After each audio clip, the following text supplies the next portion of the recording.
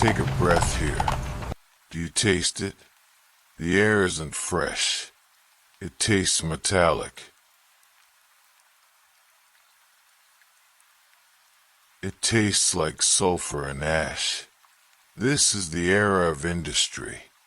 Millions of chimneys are pumping coal smoke into the cold night sky. This smoke doesn't float away. It mixes with the damp river mist rising from the Thames, creating a blanket over the city.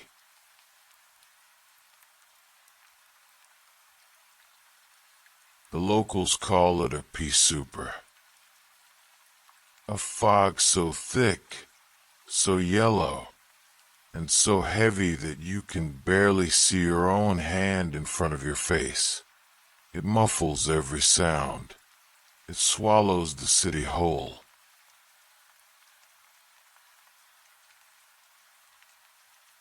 In this version of history, there are no bright electric lights to save you. There's no neon glow. There's only the abyss. Look up.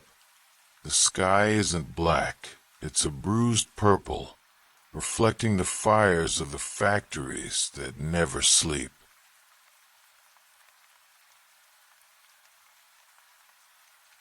You are standing on cobblestones. They are slick, uneven, and coated in a layer of rain and soot. Your boots are heavy. Your wool coat is damp, weighing down on your shoulders, keeping you warm against the biting chill. Listen, a carriage passes in the distance. The horses are tired. The wheels grind against the stone, and then silence returns. You are completely alone here, but you are safe. Tonight, you are just a ghost, a time traveler drifting through the shadows. The pickpockets, the desperate souls, and the dangers of the East End cannot touch you. You are simply here to witness. To witness the city as it truly was, stripped of its glamour, raw, dark, and strangely beautiful in its sadness. The gas lamps flicker above you. Listen to them.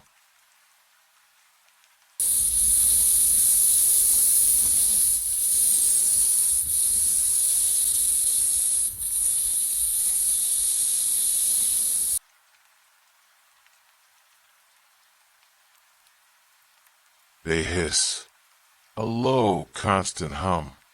They are struggling to burn in this heavy air, casting long, dancing shadows against the brick walls.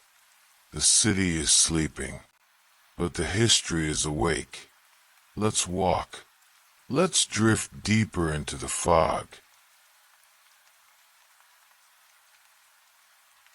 We turn a corner, and the air grows colder. Dampness clings to your skin like a wet sheet.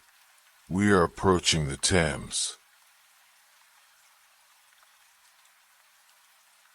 In the daylight, this river is chaos.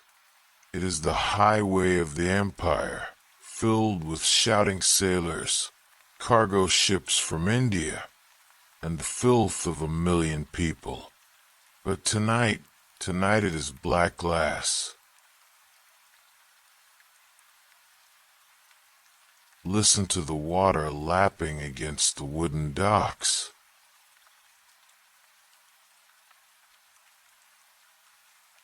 It's a heavy, thick sound. The tide is coming in. Look closely at the banks. This is where the mudlarks, the poor children, and the elderly would scavenge during the day, searching through the freezing mud for a lost coin, a piece of coal, or a scrap of copper.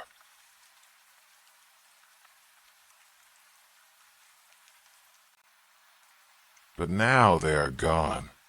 The mud is empty. The river has reclaimed its secrets. There is a strange peace in this murky water. It flows endlessly, indifferent to the kings and queens sleeping in their palaces. It washes away the day's sins, pulling everything out toward the sea.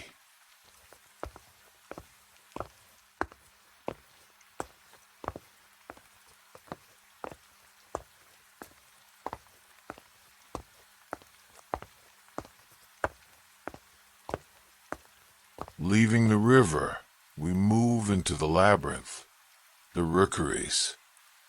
The streets here are so narrow that if you stretched out your arms, you could almost touch the houses on both sides.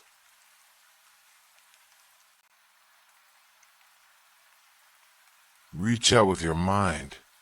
Imagine touching the wall next to you. It feels rough, cold, and gritty. Every brick in London is coated in a layer of soot. Decades of coal smoke have turned these buildings from red to black. It is the fingerprint of the Industrial Revolution.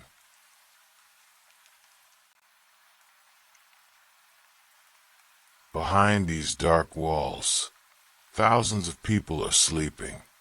In these cramped rooms, whole families are huddled together for warmth. The air inside is stale, but it is warm. While you walk freely in the cold open air, imagine that collective slumber.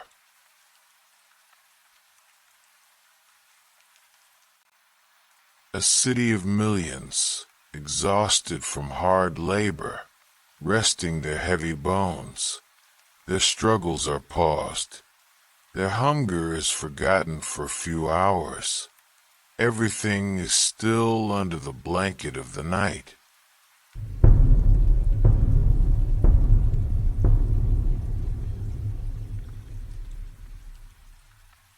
We pass beneath the shadow of a massive building, the Workhouse. By day, this place is a machine of human suffering. The sound of breaking stones and scrubbing floors never ends. But now silence has conquered it.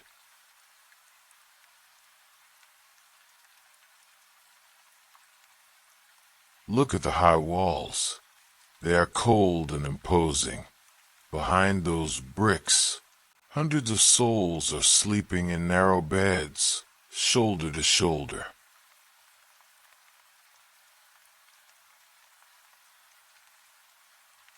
There is a heavy stillness here. The exhaustion of the Victorian poor is so deep that it feels like physical weight in the air. We walk past quietly. We do not disturb their rest. We leave them to their few hours of peace before the bell rings again.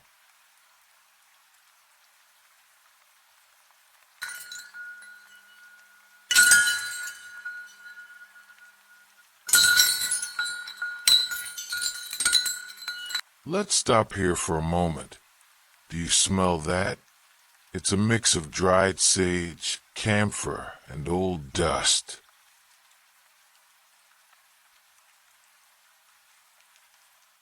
We are standing in front of an old apothecary. The windows are dark, but the moonlight catches the glass jars on the shelves. Inside, there are remedies for coughs, tonics for pain, and poisons kept under lock and key. Imagine the dust settling on the wooden counters, layer by layer, year by year.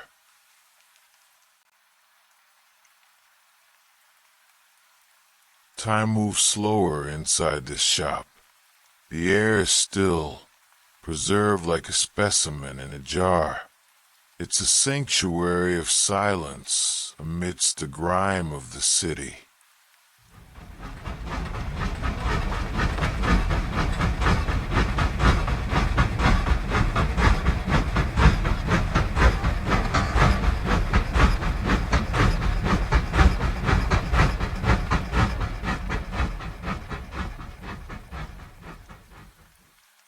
ground trembles slightly beneath your feet. Can you feel it? We are walking under the great railway arches, the skeleton of the industrial beast.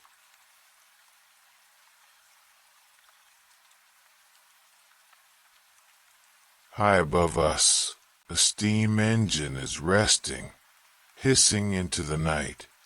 Sound long, soft steam release hissing. The bricks here are wet, dripping with condensation. The echo of our footsteps is louder here. Hollow. It's a temple of iron and steam. Even when the city sleeps, the machines are just waiting, breathing. Listen to that deep, rhythmic hum. It's hypnotic.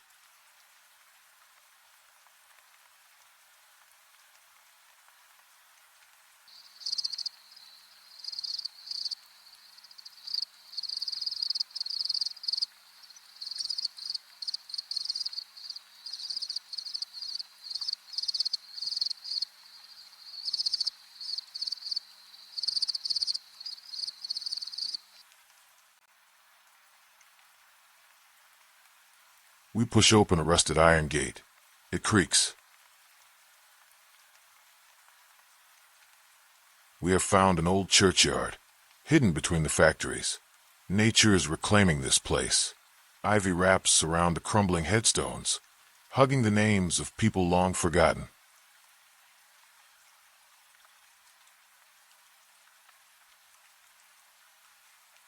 It isn't scary here. It is the most peaceful place in London. The struggle is over for them. No more smog, no more hunger. Just eternal rest under the cool, damp earth. The fog blankets them like a soft quilt. Walking here, you feel a sense of calm.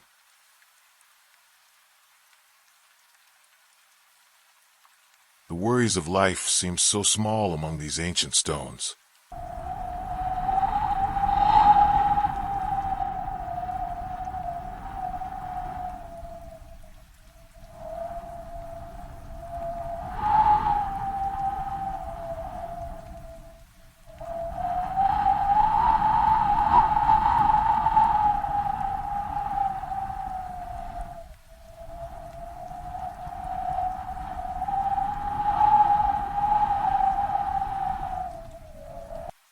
We emerge into a wide, open square. The market. Just hours ago, this place was a riot of noise, shouting sellers, barking dogs, the smell of raw meat and fish.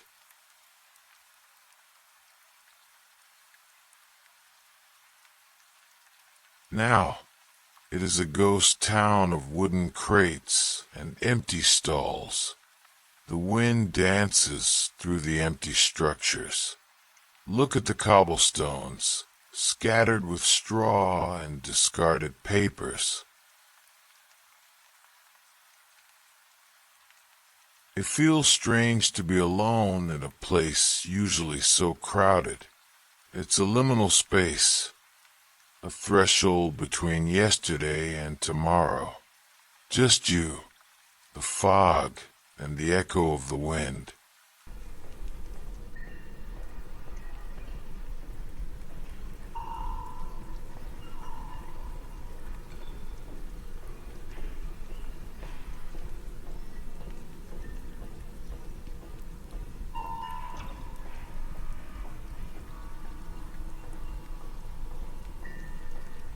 We reach the edge of the city's power, the gasworks. Those giant iron skeletons looming in the mist, holding the gas that lights up London. They look like iron cathedrals. The air here is warmer. You can feel the heat radiating from the furnaces deep underground. It's the smell of progress and the smell of decay. Watch the smoke rise slowly, merging with the clouds, drifting, spiraling, disappearing. Just like your thoughts are starting to drift now. disappearing into the gray.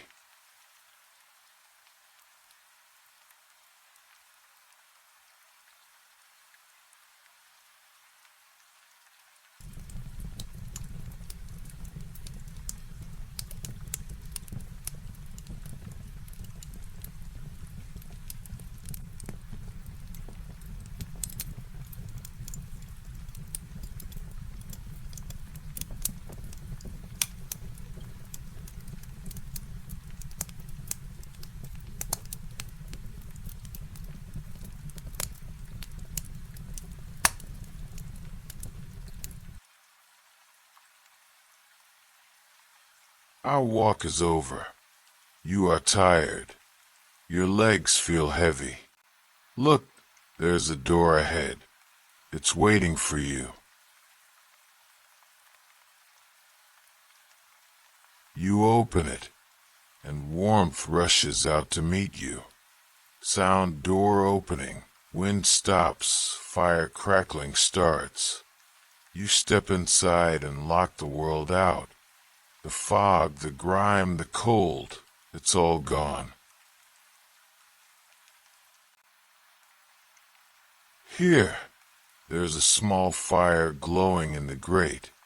A clean bed with heavy wool blankets. Lie down. Feel the weight of the blanket. You are safe. You are warm. You have witnessed the night, and now you can let go. The city will keep turning without you. Close your eyes. Drift. Sleep.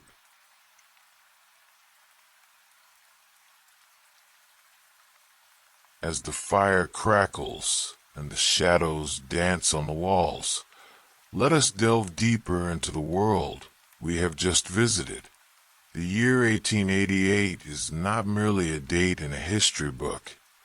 It was a living, breathing organism, often struggling for breath. To understand the Victorian night, one must first understand the Victorian reality. What was it truly like to be alive in this city of smoke and brick?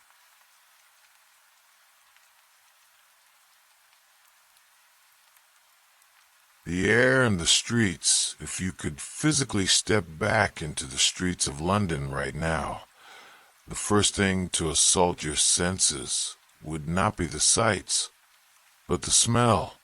The city was overwhelmed by the scent of coal. It clung to everything. It turned the magnificent white stone buildings into blackened skeletons within a few years. But beneath the coal smoke lay something more primal. In 1888, London relied on thousands of horses for transport. The streets were coated in a layer of manure and mud, creating a slick, dark paste that coated the hems of long dresses and the boots of workers. To keep your boots clean was a sign of wealth. To walk through the mud was the fate of the common man.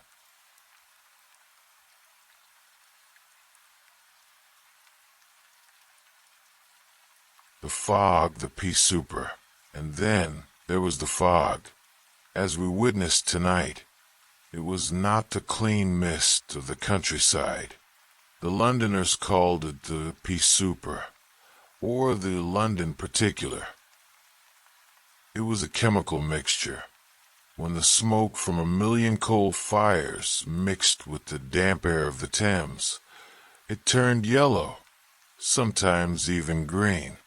It was so thick that people reportedly walked blindly into the river. It tasted of metal and sulfur. It irritated the lungs and burned the eyes.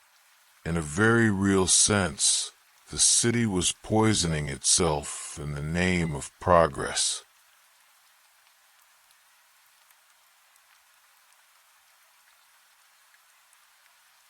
The Great Divide. Wealth and poverty. We often see Victorian London through the lens of high society. Tea parties, silk gowns, and polite manners. But that was a tiny island in a sea of struggle. For the working class in the East End, Life was a battle for space. Overcrowding was an epidemic.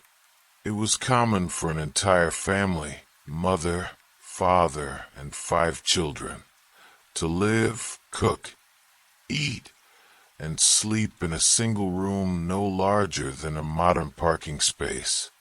Privacy was a luxury they could not afford. For those with no money at all, there were the penny hangs.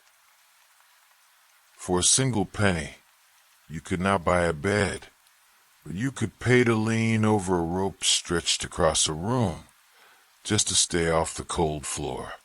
In the morning, the operator would cut the rope, waking everyone up by dropping them to the ground. This was the brutal reality behind the empire's glory.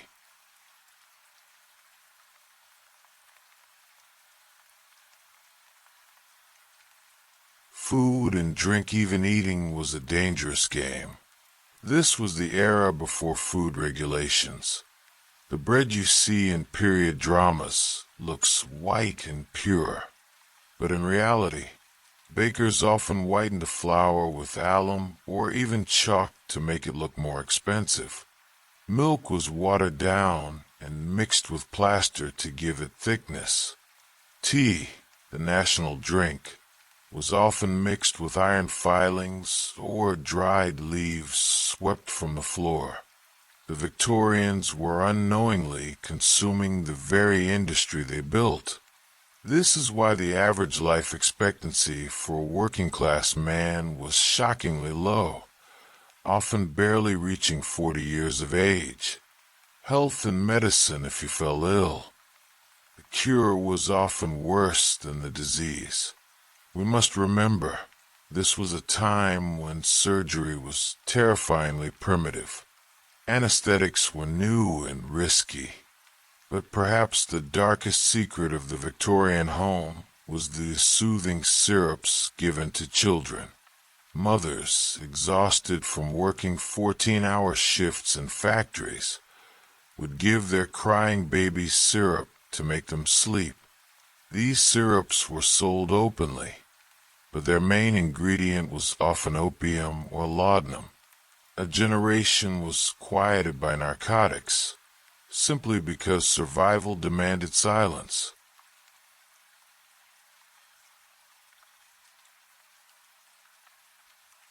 The obsession with death, perhaps because life was so fragile, the Victorians developed a deep, strange relationship with death. They did not hide from it as we do. They embraced it. When a loved one passed, the family would enter deep mourning, wearing black for months or even years. Queen Victoria herself wore black for 40 years after her husband died. They even took memento mori photographs, posing with the bodies of their deceased relatives, trying to capture one last image of them looking asleep. To us, this seems macabre. To them, it was an act of love. A way to hold onto a memory in a world where everything faded too quickly. The night watch and finally, the night itself. Before electricity conquered the darkness, the night was truly dark. The gas lamps we saw on our walk were dim. They created pools of light, but they left vast stretches of shadow in between. These shadows were the domain of the desperate. Crime was not just a story in the newspaper, it was a neighbor. But inside the homes, behind locked doors and heavy curtains, there was warmth. The Victorians invented the concept of home as a sanctuary, a fortress against the chaos outside. A warm fire, a thick blanket, a ticking clock. These were not just comforts, they were victories.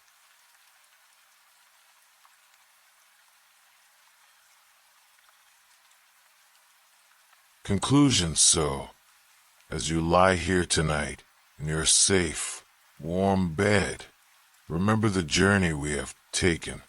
We have walked through the fog, We have seen the soot and the struggle, but we have also seen the resilience of the human spirit, the ability to find warmth in a cold world, the ability to sleep even when the city roars. The year 1888 fades back into the mist. The gas lamps flicker out one by one. The noise of history turns into a whisper. And now there is only silence and rest.